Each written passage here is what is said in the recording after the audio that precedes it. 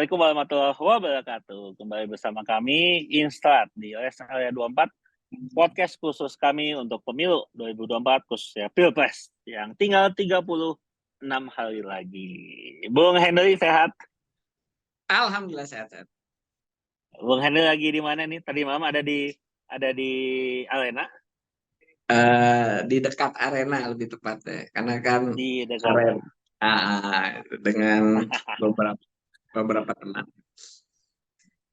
Jadi tema kita hari ini khusus eksklusif, ini bangun pagi-pagi khusus nih demi kita menggosipkan debat yang kemarin berlangsung dengan tema keamanan, keamanan, politik luar negeri, geopolitik, hubungan internasional dan lain-lainnya.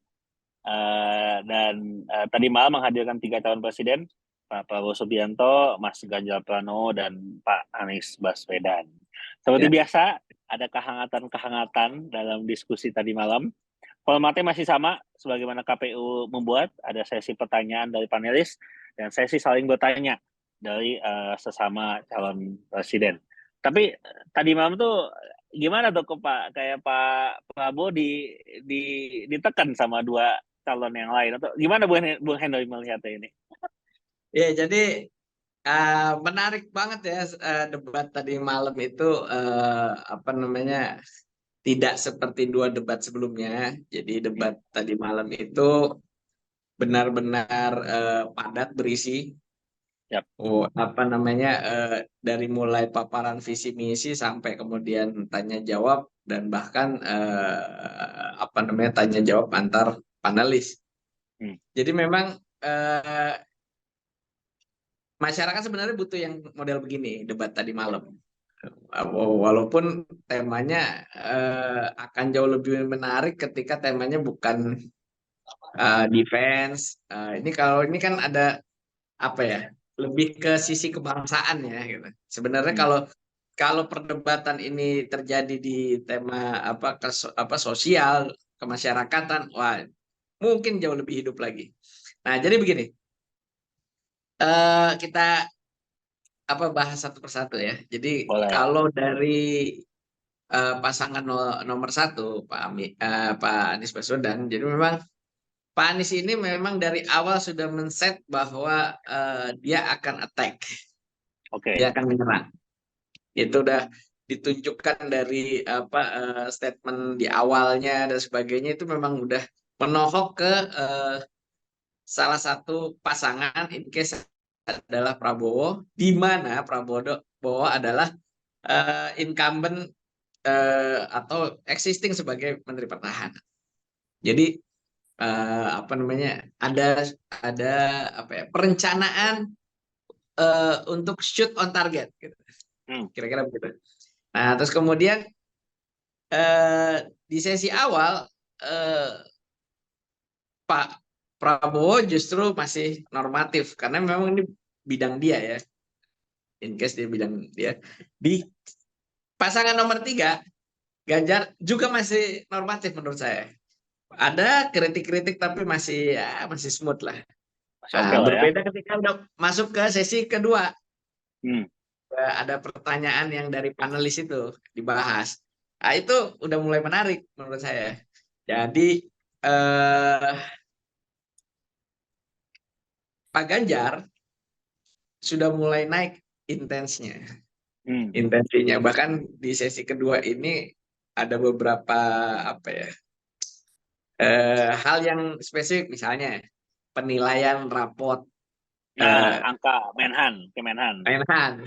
Itu sebenarnya titik kulmulasi ya. Wah, kelihatan tuh bahwa kalau kayak gini 03, 01 versus 02.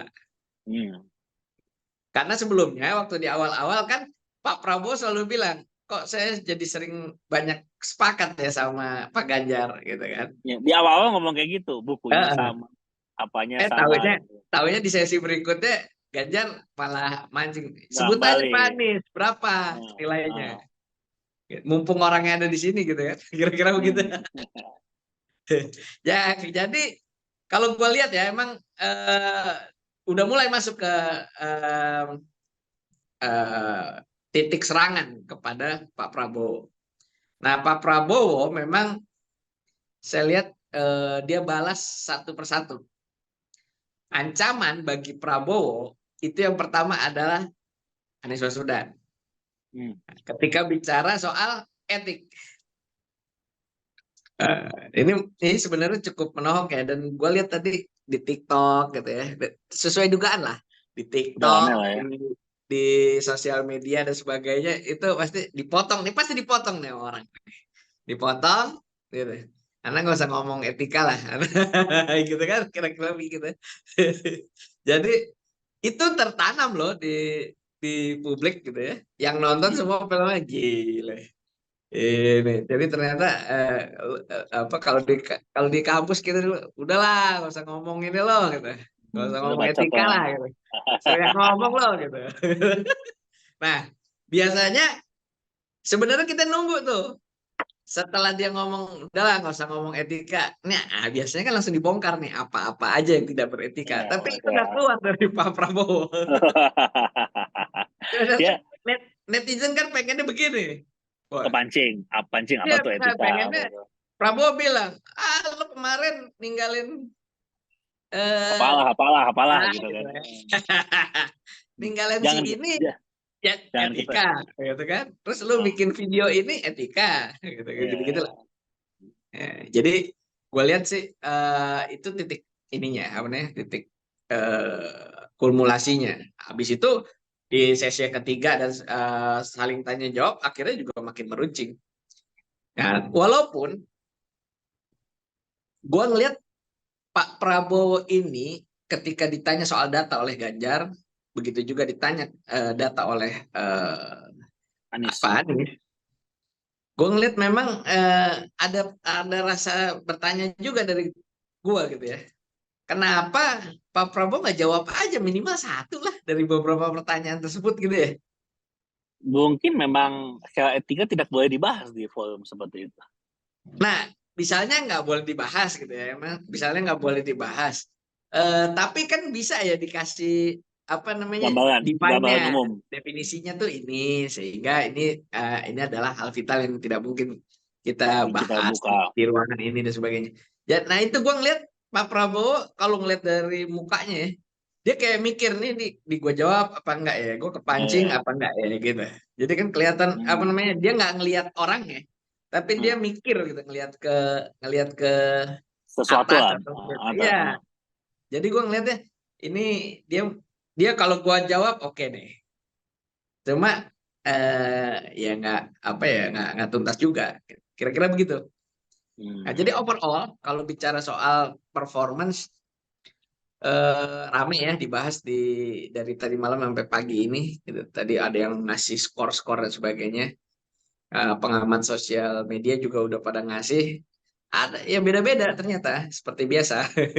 ada yang ada yang katanya berdasarkan data ini yang performance paling bagus Anies Baswedan gitu. Karena dia sebenarnya public speakingnya Anies Baswedan bagus. Ya kita akui ya dari zaman dulu kan memang udah bagus emang lah. begitu lah, menjago. Jadi memang, dan itu memang penting untuk seorang leaders, penting ya public speaking bagus. Kemudian Ganjar juga public speakingnya bagus. Jadi yang sebenarnya dipermasalahkan menurut gua tadi malam itu soal konten data. Diulang-ulang itu berkali-kali. Betul. Apakah bisa dijawab, apakah ini bisa dijawab gitu. Mungkin pertimbangannya Prabowo begitu ya. Apakah ini membuka rahasia negara atau enggak, dan seterusnya. Kenapa gini? Gue lihat ada yang rada-rada sebelum debat ini ya, bahkan sebelum debat ini terjadi. Ini kan sebenarnya agak rancu karena memang di peta presiden capres sekarang ini lebih grey gitu ya, lebih abu-abu. Kenapa? Misalnya gini, nggak ada yang oposisi murni. Betul, semuanya ada di dalam koalisi. Semua ada. Makanya ketika Pak Prabowo bilang, lah kan program gue udah di ACC sama Komisi 1. Partai lo ada semua di sini. Ada di situ. Kenapa tiba-tiba ribet kan sama kita kan? Tiba-tiba ribet. Lalu kebayang nggak? Ini kan menurut gua kemarin bilang sama teman-teman di tim ses Pak Capres ini. Ini tuh ngulang lagi kejadian IKN, benar nggak, Bos? Yang udah dibahas, sudah setuju. Itu udah dibahas, udah disahkan jadi undang-undang, dan mungkin Diulang juga ada lagi. pada kebagian, iya nggak? Iya, iya, iya, iya, iya. Ini kan, Nah, ini inilah kan, dunia. bos. Ini kan dunia begini kan dunia. Iya, jadi jangan, maksud gue jangan gimana nih. Jangan Jadi kayak bolak-balik lah debat, gitu. kayak gue malah mikir ini model kayak gini malah jadi debat kusir gitu. Karena nih lu ngomongin, kenapa sih nggak ngomongin ke depan apa nih gitu? Tapi Ke depan kenapa apa? Anies masih membahas tentang Gibran dan Mahkamah Nah, Konstitusi? betul. Nah, Kenapa itu soal diulang? Padahal kan juga etik kan? padahal Kenapa juga itu juga tidak bingung ada gua. kaitannya terhadap tema yang kemarin kan sebetulnya. Betul, kayak nggak kreatif gitu loh maksud gue. Hmm. Dan ada bahasa-bahasa yang menurut saya juga saya nggak tahu ya masa etika atau enggak, cuma beliau Ya, membahas tentang sebuah perusahaan terkait middleman di Kemenhan dan ya, ya, sebagainya. ya, ya. Ordal, Nah, ordal. Oldal dan sebagainya. Dia apakah memang itu wajar dalam level seperti ini membahas demikian gitu? Ya, itu dia. Terus Sambil, kemudian sambil makan mie instan Hen. Ini menarik. ya. Jadi kalau menurut gua ini Hmm. apa namanya memang apa temanya itu nggak jadi keluar ya, jadi keluar dari Hmm. fokus defense. Pertahanan. Misalnya gini, ketika ada pertanyaan yang kita memang tunggu-tunggu juga, kenapa kita beli pesawat atau kan alutsista bekas? Hmm. Kan Prabowo bilang, ini kan dua kandidat ngomong nanya begitu ya, terus kemudian Hmm. Prabowo bilang yang dipakai itu adalah usia pakai dan Hmm. seterusnya, ya kan? Maksud gue kan itu udah dijawab ya, kenapa nggak move gitu? Gue lihat itu di sesi berikutnya itu ditanya Diulang lagi, lagi. Dan terus sebetulnya sudah di mention terjawab juga lagi. dengan jawaban ya kalau kita beli yang baru datangnya 7 tahun lagi. Kalau Betul kita betul. beli yang second sama usia Hmm. pakainya masih oke bisa datang besok ya, kayak begitu kan? Iya itu. Nah jadi gue lihat in case misalnya Ganjar bilang saya udah bicara dengan salah satu pilot ya kalau nggak salah, terus dia bilang Ya. ini kelamaan tidak ini, ya itu kan maksudnya perspektif yang sangat subjektif ya menurut gue. Hmm. Berapa pilot yang diajak ngomong gitu kan kalau kita bicara survei ya, di apa itu menunjukkan statement pilot secara keseluruhan Atau pesawat tempur, individu. Hmm. atau dia cuma ketemu satu orang terus kemudian dia bilang ini begini ceritanya. Ini kan agak rancu. Jadi menurut gua sebenarnya ada rasa penasaran gue terhadap programnya Pak Prabowo. Hmm. Ya yang publik juga sering share. Tapi itu justru nggak muncul. Jadi misalnya gimana sih sebenarnya cara penanganan apa konflik Laut Cina Kalau Selatan? Jawa Selatan.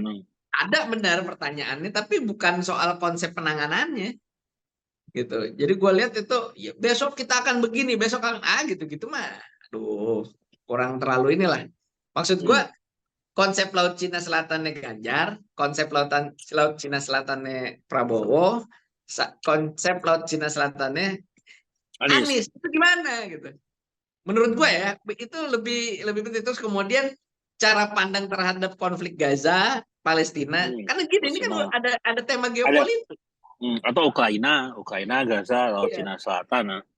Kan kita pahami nih, ada konflik di Israel, Palestina, ada konflik di Rusia, itu kan semua berdampak ke sini. Maksud gue, kenapa nggak di ini? Maksud gue gini loh, ya kenapa dianggap bahwa ini semuanya lebih ke arah alutsista. Jadi kalau gue ya, kemarin ngomong-ngomong sama temen gue bilang gini, ini lebih cenderung nanya soal pengadaan. Bener kan? Iya. Jadi Yang sebetulnya sebenarnya kan juga. kalau bicara alutsista kan bicara soal pengadaan lah, gitu. Mau Iya, apa iya, lagi betul. gitu kan? Tapi ini dua kandidat ya, 1 dan 3. Memang memanfaatkan betul ya momen ini untuk tanda kutip menyerang Pak Prabowo ya. Ya, itu gue sih wajar-wajar aja. Dan gue itu sudah duga. Pasti, Dari data-data yang mereka tampilkan tampak sudah yes, ada due diligence yang cukup rapih gitu sampai bisa betul, memunculkan data tersebut. betul. Dan wajar lah, wajar. Karena karena memang ada orang yang ikut kontestasi, kebetulan disiplin bidangnya memang defense dan berarti temanya defense. Di tema selanjutnya pendidikan, Pak Anies bisa jadi sasaran tembak dong. Harusnya begitu. Harusnya begitu. Harusnya begitu. Kalau nggak salah bahkan pendidikan, terus kemudian sosial kemasyarakatan, gue lihat semua yang mantan kepala daerah pasti punya masalah di urusan begitu. Ya pasti lah, pasti ada kaitannya. Tapi kalau pas gimana? Ya, jadi kalau gue lihat sih akan ada kesempatan saling membalas gitu. Kembali lagi ya, jadi gue ngeliat pointernya dari bicara tadi malam itu. Pertama,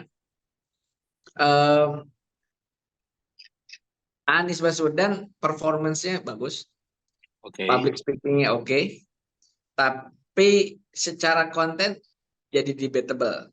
Gue sepakat bahwa dia bertanya kepada Pak Prabowo, dan Pak Prabowo defense dalam tanda kutip ya, bahwa dia tidak dengan alasan kerahasiaan dan seterusnya sehingga dia tidak bisa jawab.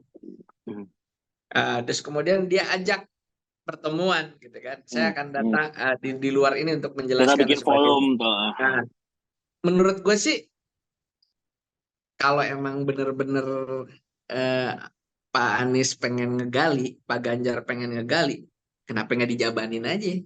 Iyain aja, udah saya tunggu undangannya gitu. Gua rasa Raffi Ahmad mau tuh dia bikin runs gitu ya.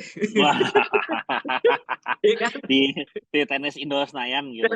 Di lapangan, gua rasa mau tuh, atau Vindes gitu kan mau, gua rasa tuh bikin ya kan, suasananya lebih sportif gitu dengan pakai pakaian sportif gitu.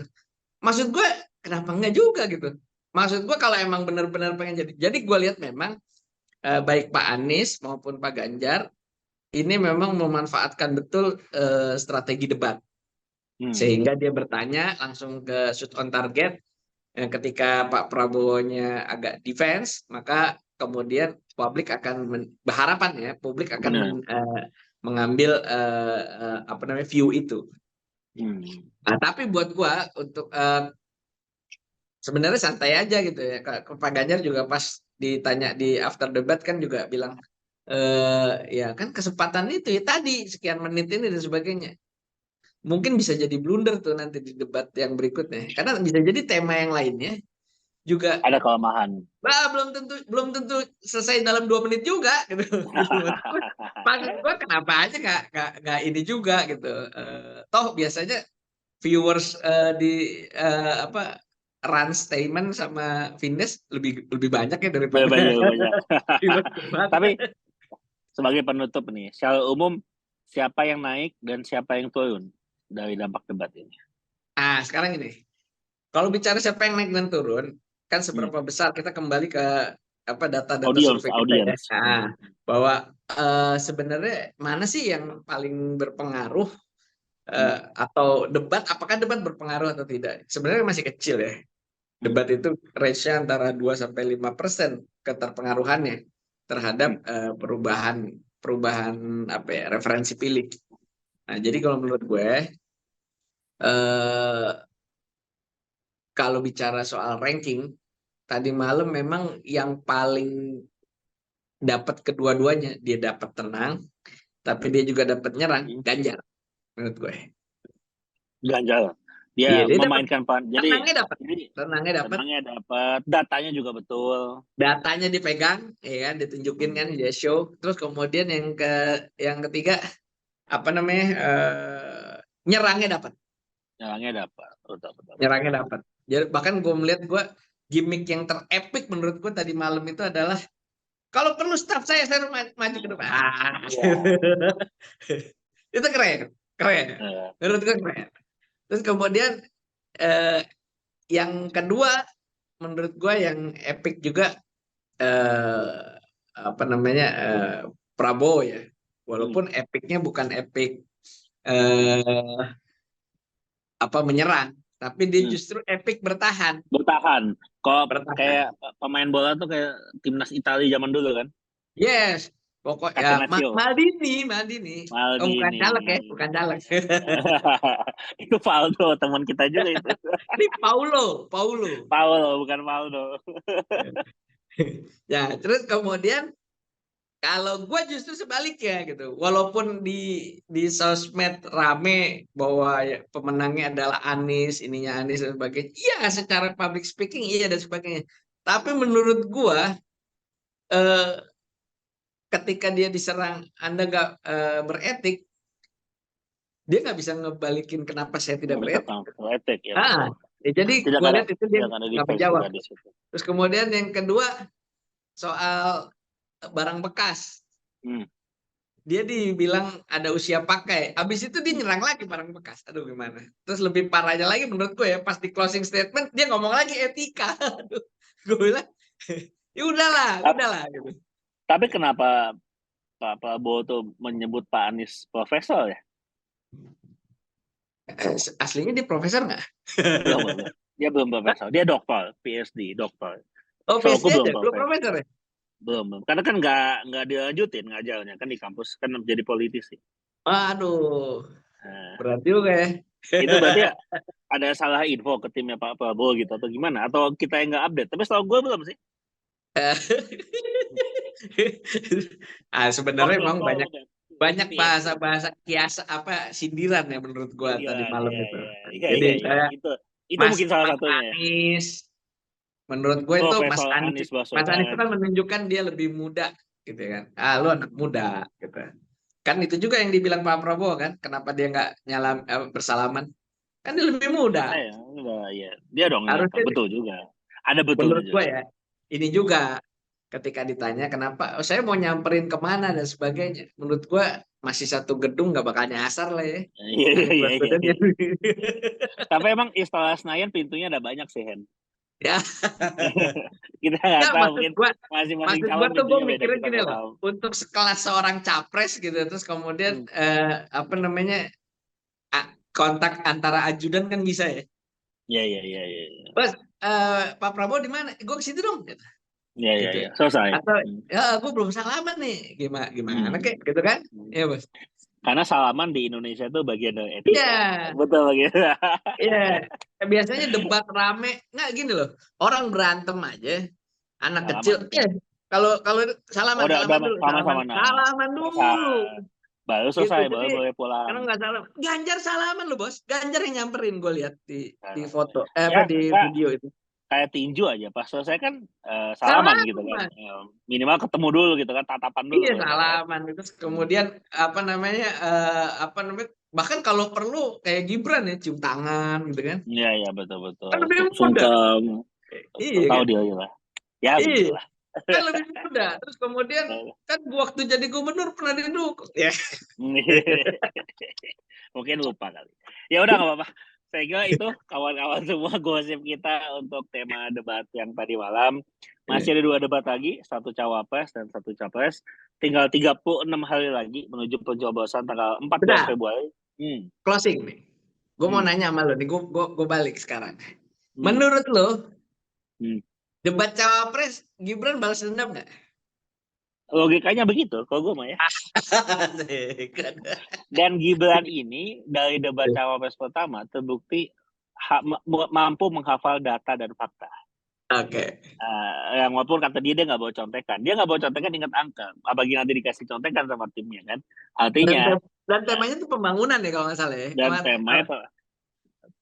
temanya pembangunan. Jadi tinggal ditanya aja nanti ya pembangunan di masing-masing provinsi bagaimana kan?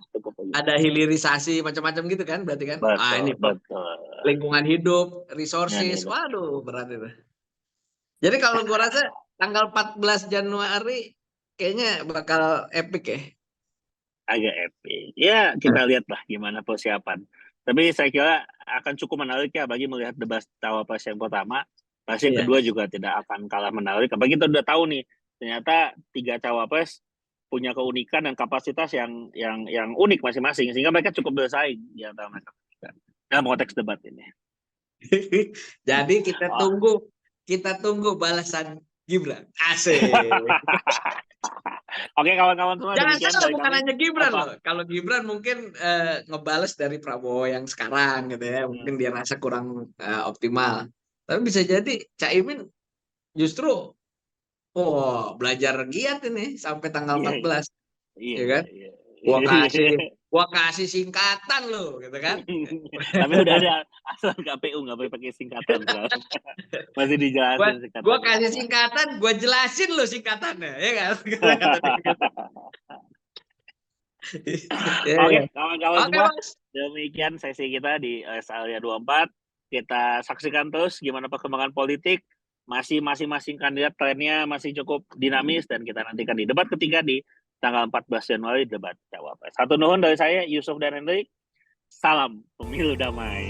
Kata Telkomsel gitu, pemilu damai. Assalamualaikum warahmatullahi wabarakatuh.